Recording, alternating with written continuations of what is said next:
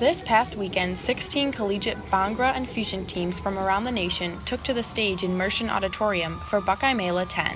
Bollywood Fusion is basically Bollywood dance, which originates from India, and that is blended with Western influences such as modern, contemporary, hip hop, just to name a few. Bhangra, it's a very high energy, colorful, very technique-oriented dance originated from northern India in Punjab.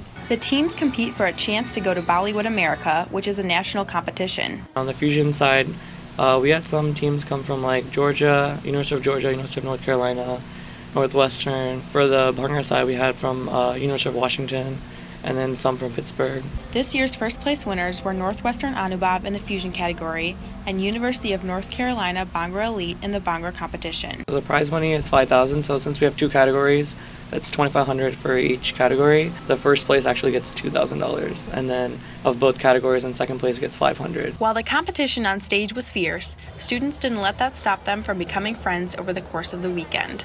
Mela literally means festival in Hindi. And I think that really embodies what Buckeye Mela is, because for us it's more than just an event, it's an experience, because there's so many different things that go into it. There's the Friday mixer where teams come, they meet each other, they get to bond. This year we actually did something special where we had a Sunday brunch for the teams, just to get a little more family bonding with that. Although it is both a celebration and competition, Buckeye Mela also focuses on charity. So all proceeds of our show go to Pratham USA. That's our charity for this year, and I think we're going to try and stick with them for future years as well.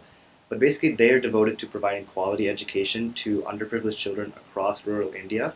Many of these children, they come from poor backgrounds. Many of them live in slums, and they just come from a background where education is not as prioritized as, let's say, housework or starting families. Buckeye Mela started as a smaller event, but over the years has grown into the second largest South Asian dance competition in the country. When it first started out, it was just like a cultural show.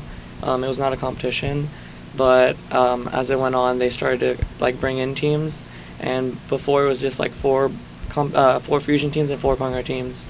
But since the competition was running so well, they increased it to 8 teams. 10 years later, over 1,000 people came out to Saturday's Mela and raised about $3,000 for Pratham. For Lantern TV, I'm Elizabeth Suarez.